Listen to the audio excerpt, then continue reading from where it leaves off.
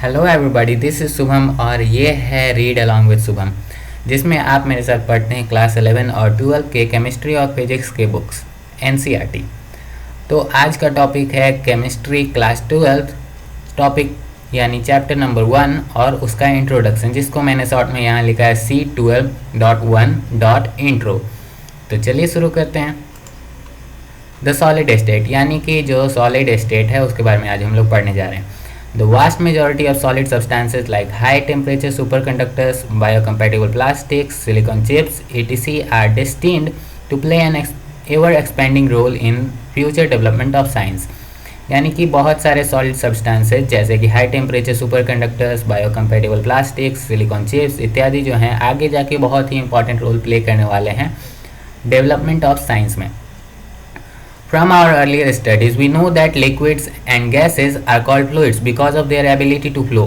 हम लोग पहले जो भी पढ़े हैं उसके हिसाब से हम लोग जानते हैं कि लिक्विड और गैसेस को हम लोग फ्लूइड्स कहते हैं, क्योंकि वो लोग के पास एबिलिटी होता है फ्लो करने का, यानी वो लोग इधर उधर बढ़ सकते हैं। The fluidity in both of these state is due to the fact that the molecules are free to move about।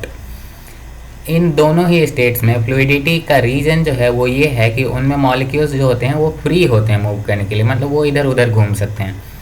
On the contrary, the constituent particles in solid have fixed position and can only oscillate about their mean positions. यानी कि इसके ठीक उल्टा जो है solid में क्या होता है कि पार्टिकल्स जो होते हैं उसके कंस्टिट्यूएंट पार्टिकल्स यानी सॉलिड जिस भी चीज़ से बना है वो अपने पोजीशन पे फिक्स्ड रहते हैं और सिर्फ अपने जगह पे इधर उधर हिल डुल सकते हैं, मतलब कि अपने जगह से इधर उधर जा नहीं सकते हैं लेकिन वहाँ हिल डुल सकते हैं, ऑसिलेट कर सकते हैं। This explains the rigidity in solid, और यही वजह है सॉलिड में रिजिडिटी होने का। The property depends upon the nature of constituent particles and binding forces operating between them.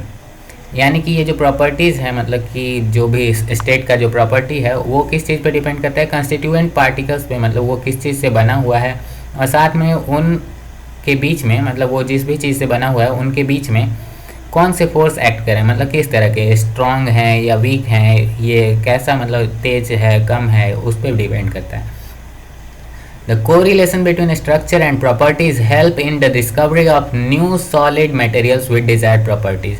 और ये जो रिलेशन है स्ट्रक्चर और प्रॉपर्टी का, इसके मदद से हम लोग नया मटेरियल ढूंढ सकते हैं, नया सॉलिड मटेरियल ढूंढ सकते हैं जिसका एक खास प्रॉपर्टी हो, मतलब कि हम लोग कुछ ऐसा प्रॉपर्टी चाहते हो जिसके बारे में हमें पता हो, तो वो हम लोग इधर उधर से ट्रेस करके थोड़ा बहुत हम लोग कि कैसा स्ट्रक्चर होता है तो कैसा प्रॉपर्टी होता है उसके हिसाब से अपना डिज़ायर्ड प्रॉपर्टी वाला मटेरियल बना सकते हैं।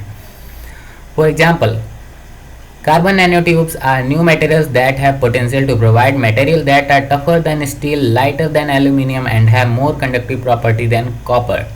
मतलब कि एग्जांपल के लिए कार्बन नैनोट्यूब्स जैसे कि हम लोग देख लें तो उसके पास पोटेंशियल है, मतलब कि ऐसा मटेरियल है जो कि स्टील से भी टफ है, मतलब स्टील से भी मजबूत है और एल्यूमिनियम से भी हल्का है और साथ में कंडक्टिव प्रॉपर्टी जो होता है कॉपर से भी ज़्यादा है। सच मटेरियल्स में play an expanding role in future development of science and society. आगे जाके ये साइंस और सोसाइटी के डेवलपमेंट में आगे जाके बहुत ही इंपॉर्टेंट रोल प्ले करने वाले हैं और रोल इनका बढ़ेगा। Some other materials which are expected to play an important role in future are high temperature superconductors, magnetic materials, biodegradable polymers for packaging, biocompliant solids for surgical implants etc. Thus the study of state becomes more important in the present scenario। और कुछ और भी ऐसे material जो कि आगे जाके important role play करेंगे फ्यूचर में वो हैं high temperature super conductors, magnetic materials और बायोडिग्रेडेबल पॉलीमर्स जो कि पैकेजिंग में यूज़ किए जाते हैं, बायोकम्प्लिएंट सॉलिड्स जो कि सर्जिकल इम्प्लांट्स में यूज़ किए जाएंगे, मतलब कि वो जो होगा शरीर में घुल जाएंगे ऐसे सॉलिड्स। तो इसलिए जो है स्टेट, ये सॉलिड स्टेट का बारे में जानना, सॉलिड स्टेट के बारे में पढ़ना जो है वो इम्पॉर्टेंट हो जाता है अभी के लिए। In this unit we shall discuss different possible arrangements of the particles resulting in several types of structure and explore why different arrangements of structural units lend different properties to the solids. इस unit में हम लोग पढ़ेंगे कि different possible arrangement क्या हो सकता है पार्टिकल्स का, साथ में वो मतलब कितने अलग अलग तरह से अरेंज कर सकते हैं, स्ट्रक्चर कैसा होगा, साथ में ये भी देखेंगे कि अरेंजमेंट के वजह से उनके प्रॉपर्टी पे क्या इफेक्ट पड़ता है और We will also learn how these properties get modified due to the structural imperfections or by the presence of impurities in minute amounts.